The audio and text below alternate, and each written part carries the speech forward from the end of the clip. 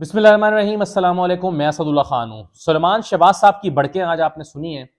انہوں نے آج بڑے عمران خان پر حملے بھی کیے، اپنی صفائی میں بھی بہت لمبی تقریر کی۔ انہوں نے کہا کہ دیکھیں میرے خلاف کچھ ثابت نہیں ہو سکا۔ بھائی ٹرائل میں آپ آئے نہیں ہیں، 4 سال آپ کو ہو گئے، ٹرائل کا آپ حصہ نہیں بنے اور آپ کہہ رہے ہیں میرے خلاف کچھ ثابت نہیں ہو سکا۔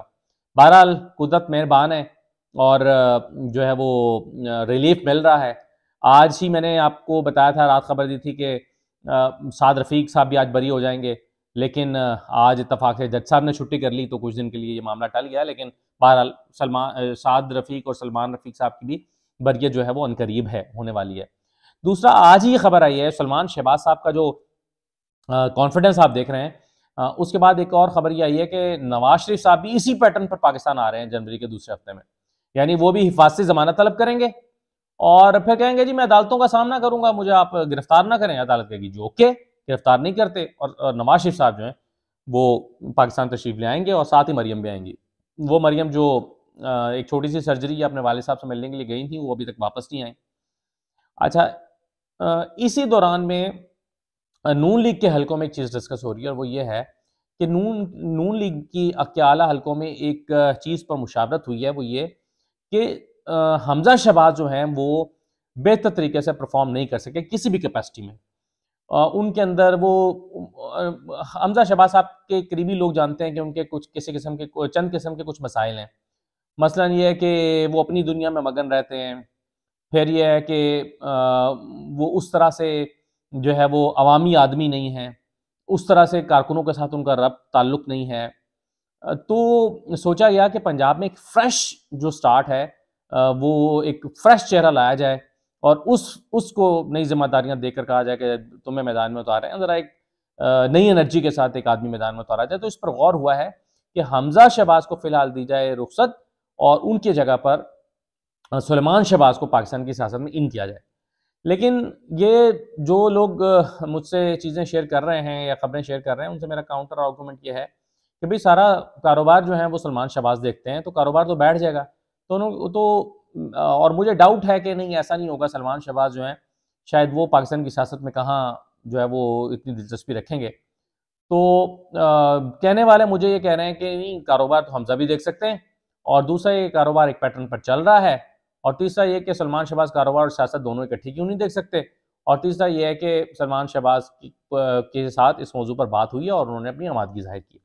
لیکن دیکھیں آنے والے دنوں میں کیا ایسا ہوتا ہے یا نہیں ہوتا۔ بہرحال حمزہ شہباز لندن پہنچ گئے ہیں، کل لندن پہنچ رہے ہیں۔ انفیکٹ حمزہ شہباز لندن چلے گئے ہیں، سلمان شہباز یہاں پر آ گئے ہیں۔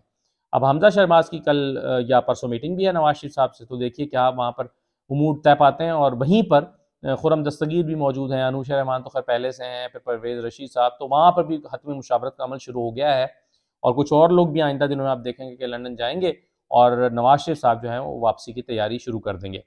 تو اب پہلی مرتبہ جا کر مجھے یہ لگنا شروع ہوا ہے کہ نواز شریف آئیں گے۔ میں آپ کو پچھلے 1.5-2 سال سے کہہ رہا ہوں نواز شریف نہیں آ رہے، سب کہتے تھے آ رہے ہیں۔ ہمارے سورسز بھی ہمیں خبریں فیڈ کرتے تھے کہ جی نواز شریف نے واپسی کی تیاری شروع کر دی، تو میں کہتا تھا نہیں آ رہے، لیکن اب لگنا شروع ہوا ہے کہ شاید نواز شریف صاحب آئیں گے، اور اب وہ اس پر حتمی طور پر تاریخ پر اس کے بارے میں سوچنا شروع ہو گئے ہیں۔ اچھا، ان دا مین وائل اگر آپ دیکھیں تو پاکستان کے جو معاشی حالات ہیں وہ سنگین ہوتے جا رہے ہیں۔ کل شہباز شریف صاحب نے کہا کہ جی پاکستان کو مبارک ہے کہ ہم اور ہماری حکومت کو کہ اس نے پاکستان کو ڈیفالٹ ہونے سے بچا لیا ہے۔ بھئی کیسے ڈیفالٹ ہونے سے بچا لیا؟ آپ ایل سی کھولیں آج، اور آج ڈالر جو ہے وہ 300 پہ چلا جائے گا، 300 کراس کرے گا، 300 سے نیچے نہیں ڈالر ملے گا۔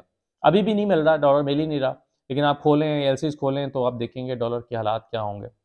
اور آج اسحاق ڈار صاحب کہتے ہیں کہ جی 16 ارب ڈالر مجھے دیں تو میں آپ کی اکانومی کو تھوڑا سا اسٹرینتھن کروں گا۔ بھئی وہ 16 ارب ڈالر تو کسی کو بھی مل جائیں تو کر دیں گے، تو آپ جو 6.5 ارب ڈالر لیے پھر رہے ہیں پاکستان کے زر مبادلہ میں، اس کا ذمہ دار کون ہے؟ اور وہ 6.5 ارب ڈالر بھی اپنے نہیں ہیں، کسی کے رکھوائے ہوئے ہیں۔ اور اسی دوران یہ خبر آج ہمیں موصول ہوئی ہے کہ پاکستان کے جو سفارتی مشن ہیں مختلف ملکوں میں، ان میں سفارتی مشنز میں موجود جو عملہ ہے ان کو تنخواہوں کی ادائیگی نہیں ہو رہی کئی مہینے سے، اور تنخواہیں دیر سے ادا کی جا رہی ہیں یا تنخواہیں کی ادائیگی نہیں ہو رہی۔ انہوں نے خط لکھا ہے وزارت خارجہ کو کہ بھائی ہمیں ہماری تنخواہیں ادا کی جائیں۔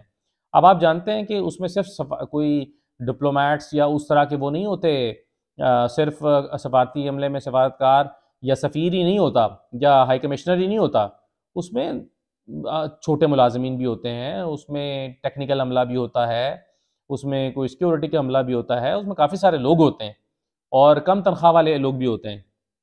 تو ان میں جو ہے وہ آپ ان کو تنخواہیں ہی ادا نہیں کر پا رہے تو کیسے پاکستان کی اکانومی اور پاکستان کا نظام آگے چلے گا؟ یعنی حالات یہ ہو گئے ہیں کہ آپ اپنے ملازمین کو تنخواہیں ادا کرنے کے آپ کے پاس پیسے نہیں ہیں، اور آپ کہہ رہے ہیں کہ جی مبارک کو ہم نے ڈیفالٹ سے بچا لیا پاکستان کو۔ آپ کے پاس ٹماٹر پیاز خریدنے کے پیسے نہیں ہیں پاکستان کے پاس، اتنے برے حالات ہیں، مارکیٹ میں پینک ہے، پینک سچویشن کہ جی اوہو یہ ہونے والا ہے، پیسے نکال لو، کسی کاروبار میں انویسٹ نہ کرنا، کوئی پراپرٹی نہ خریدنا، ہر بندہ دوسرے کو ڈرا رہا ہے کہ جی پاکستان میں تو یہ ہونے والے ہیں۔ تو ایسے میں جو کاروبار ہے لوگوں کا تباہ ہوا ہے اور آپ ایک دوسرے کو دل کی تسلیاں دے رہے ہیں۔ اچھا، ایک اور چیز کی طرف میں آپ کو لانا چاہتا ہوں، وہ یہ ہے کہ یہ نور عالم خان جو ہیں یہ اپنی ہمت سے بڑھ کے مارتے ہیں اور پھر خاموش ہو جاتے ہیں۔ آج انہوں نے پبلک اکاؤنٹس کمیٹی کا اجلاس تھا اور اس میں نور عالم خان صاحب نے فرمایا کہ جی آڈیٹر جنرل صاحب آپ سے کہا تھا کہ توشہ خانہ کی لسٹ ذرا پیش کریں نا، وہ عمران خان کو رگڑا دینے کی کوشش کرتے ہیں، نور عالم خان اپنا بوجھ نکالتے رہتے ہیں۔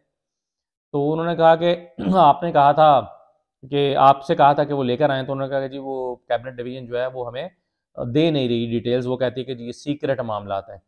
تو انہوں نے کہا کہ کوئی سیکرٹ معاملات نہیں ہے، پبلک اکاؤنٹس کمیٹی کا یہ استحقاق ہے۔ اچانک نور عالم خان صاحب میں نا جوش آتا ہے، کمیٹی میں ان کی اٹینڈ کرتا ہوں تو مجھے ان کی شخصیت سے کافی جو ہے وہ شناسائی حاصل ہو رہی ہے، تو اچانک وہ بڑک مارتے ہیں، کہتے ہیں کوئی پبلک اکاؤنٹس کمیٹی کے پاس سارا اختیار ہے، کوئی سیکرٹ نہیں ہے، آپ لے کر آئیں۔